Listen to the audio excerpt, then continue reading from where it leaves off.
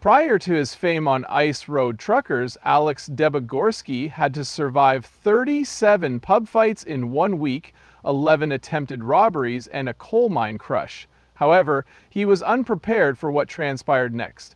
As his TV fame increased, tragedy struck again and again. The deaths of two sons, crushing debt, and a life-threatening illness. The ice road winner is confronted with his greatest obstacle at the age of 71. On August 4, 1941, Alex Debogorski entered this world. Stan, his father, was a courageous paratrooper for the Free Polish Brigade who hid from the Germans for weeks during Operation Market Garden. In the midst of the bombings in England, Irene studied music and mathematics at Cambridge University. She was just as remarkable. They met in a bomb shelter during the war in 1943, but they married 6 months later after falling in love. After the war, Stanley and Irene decided it was too risky to return to Poland. Stanley and other liberated Polish fighters were viewed as adversaries by the Soviet Union, which governed Poland. They uprooted their lives and headed for Canada. In 1952, they made the transatlantic voyage on a packed ship. Irene, who was expecting Alex, became seriously ill after 2 weeks of sailing through stormy seas. Traveling westward to Alberta, they left Halifax, Nova Scotia, in search of less expensive land. Born a year after that, Alex spent his childhood on a farm in northern Alberta. Life was tough there. Colder than 40 degrees Celsius was common during the winter. Months of snow made it difficult for the family to keep warm and provide food for the animals. Every autumn, they would gather firewood, can food, and get the farm gear ready for winter. Alex mastered the art of preparation and maintaining composure under pressure. Hot weather and black flies made summertime outdoor work unbearable. In spite of the hardships, Alex and his family continued to farm. As early as the age of 7, he had milking cows, gathering eggs, and feeding chickens were daily tasks. Fixing fences, operating tractors, and pitching in during the long harvest were all skills he honed as he got older. He was 14 years old when he and his family labored nonstop for 2 weeks to harvest crops that were subsequently destroyed by an early frost. Working together as a team and keeping going when things get tough are two things that Alex learned from his experiences. Farming was not easy, but it was not without its wonders and joys. Bird watching, exploring the farm's woods, and conversing with birds were some of his favorite pastimes. Growing up wasn't always a picnic for him. Because he was awkward and timid, bullies picked on him at school. Because of these things, he had to spend more time alone, which aided in the development of his exceptional storytelling skills and vivid imagination, qualities that would set him apart on ice road truckers. Uncle Alex's family had a profound impact on him. His Polish maternal grandfather was an infantry major who lost his life in WRI because he helped the Allies. Before becoming an ice road trucker, Alex worked risky and hard jobs. On August 17, 1971, at the age of 18, he took a job as a bouncer at the problematic Yellowknife Inn. Hearing this tale of courage and sacrifice moved him to seek justice and to act courageously when the stakes were high. The importance of Alex's and his siblings' Polish heritage was instilled in them by their parents. In order to maintain their culture, family reunions included sharing tales of the war, singing Polish songs, and eating a lot of food. After getting 2 black eyes and a broken rib, but refusing to back down, he broke up 37 pub fights in his first week on the job. In the course of 18 months, he expelled more than 2,000 disruptive patrons and narrowly avoided being stabbed 13 times. In 1973, Alex decided to switch careers and became a taxi driver in Edmonton. He handled 11 robberies in 6 months, despite the apparent safety of this job. On October 3, 1973, the worst incident occurred when a customer brandished a knife and demanded payment. At the beginning of 1974, Alex worked in Alberta as an oil rigger. He worked 16-hour shifts in temperatures as low as 40 degrees Celsius. On July 12, 1974, he came dangerously close to being hit by a loose drilling pipe. Alex displayed courage by continuing despite the fact that it could have killed him. In November 1974, Alex started working in the coal mines of Grand DEH, Alberta. Every day at 2,000 feet underground, he was threatened with cave-ins, gas explosions, and frigid dust that could harm his lungs. 3 miners were trapped on March 22, 1975, when a collapse occurred. After 17 hours of digging with his hands and a little shovel, Alex succeeded in freeing them. Despite his heroic deeds, he learnt to remain composed in high-pressure situations and to think on his feet, qualities that would serve him well in his future career as an ice road truck driver. For Alex, the personal life was just as thrilling. He wed his high school sweetheart, Louise, on June 15, 1972, when he was 19 years old. When 6'3" Alex danced with Louise on September 7, 1969, the story began. Louise, who was 5 feet 2 inches tall, laughed off Alex's accidental knockover at a school dance, and the two began dating after their third date. Alex drove her across a frozen lake that very night.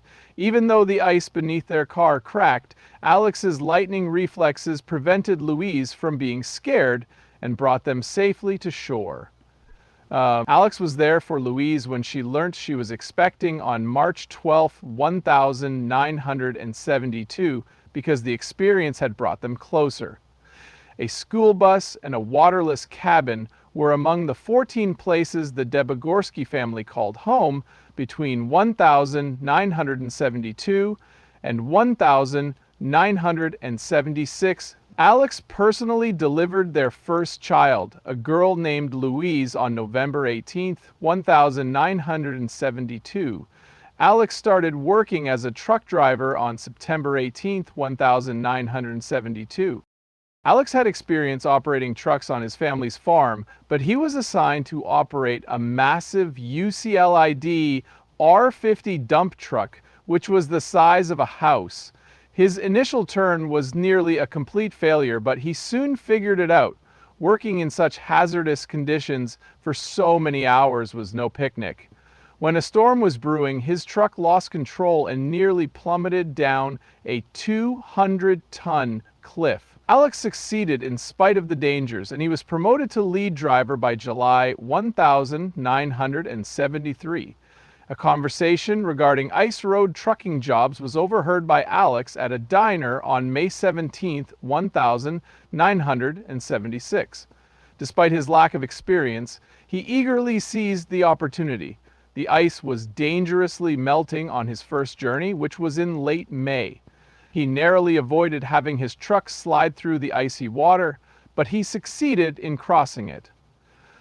Producers from Original Productions were in town one chilly January morning in 2007, seeking an ice road trucking contestant to feature on their new reality show. Alex Debogorski was going about his usual routine in Yellowknife, Northwest Territories. They kept hearing Al's voice as they spoke with the locals. 2007. At a neighborhood diner, he was having his typical breakfast of pancakes, bacon, eggs, and avocado when producers came up to him. He mistook them for salespeople, but they informed him they were putting on a performance about the perilous nature of ice road trucking. Despite his curiosity, Alex exercised caution. His large character, rich voice, and extraordinary storytelling skills won over the producers right away. On February 3, 2007, Alex still wasn't sure he wanted to be on TV, despite having everything they needed for the show after 26 years of driving on icy roads. His wife Louise was not pleased when he spoke to his family over dinner. She worried that the presence of cameras would disrupt their privacy. Along with everyone else, Alex was anxious because he didn't want the show to trivialize or romanticize ice road trucking, and because, At 53 years old, he worried that he was too old. Alex had a conversation with Father Joseph, a priest from the area, on March 15, 2007. The priest encouraged Alex to listen to his heart, but he cautioned him that there would be heavy obligations that came with being a TV personality.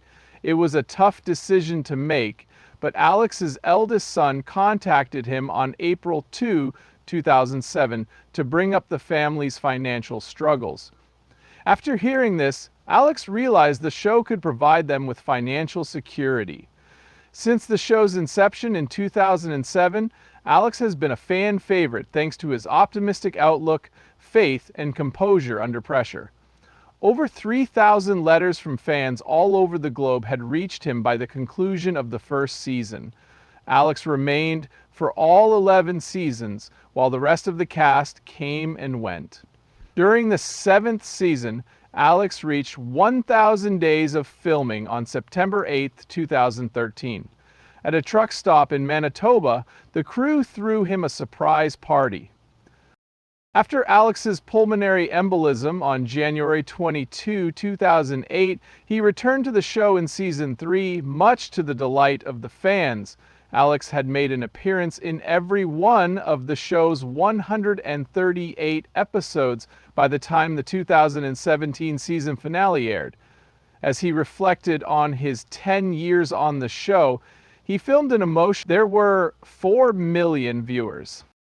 Alex began receiving more than 50 fan letters daily after the first season and was even asked to make public appearances. At his first major event, a trucking convention in Dallas on September 12, 2007, he was met with an enthusiastic audience of more than 5,000 people who eagerly waited in queue to get his autograph. Alex had spent 285 days away from his family by the end of the first year, so being away from home for so long was difficult. Alex had 11 children and 13 grandchildren before the show, so he worked 340 days a year and occasionally took on additional jobs to help out. He took a break from filming during a perilous ice crossing on February 14, 2011, so he could answer a call. By 2012, he was contractually guaranteed a weekend off every 3 weeks. His will to succeed was already strong before he had his 11th child, but it only grew stronger. He established the Debogorski Family Education Fund in 2012 with a 400% increase in income to assist with the cost of his grandchildren's college. The fund had grown to $500,000 by 2016, and no matter how tough things got, Alex would always blame his family for his perseverance. He became a legend in ice road trucking thanks to his grit and perseverance. A life-altering diagnosis of amyotrophic lateral sclerosis, Lou Gehrig's disease, came to Andrew Debogorski on June 15, 2017. The inability to move, speak, or breathe is progressively eroded by this terrible disease. A tragic setback for his loved ones. Andrew was quite active, engaged to Miriam and the father of 2. His daring gained him a lot of fans in Yellowknife. After months of weaker muscles and difficulty speaking, Andrew finally recovered. In Yellowknife, a neurologist from Stanton Territorial Hospital verified advanced ALS. It was devastating. Alex Debogorski, Andrew's dad, was busy filming the 11th season of Ice Road Truckers. He dashed home as soon as he heard the news. Working together, families gave it their all. Specialists in Edmonton and Vancouver confirmed Andrew's ALS diagnosis despite their hopes for better news. In only a matter of weeks, Andrew's health began to deteriorate. He required a wheelchair by August 2017 and was no longer able to work operating heavy equipment. Both speaking and eating became challenging for him. Andrew maintained his sense of humor even as the disease drained him more, and his family remained resilient. Even though he motivated everyone, the cost of his care was prohibitive. On July 1, 2017, Alex established Andrew's ALS Fight GoFundMe in an effort to collect $100,000 for Andrew's treatment. The total amount donated by Canadians, Americans, Australians, and Britons was over $75,000 by July. An additional source of funding was the family's efforts. In September, the Yellowknife Elks Lodge held a concert and silent auction.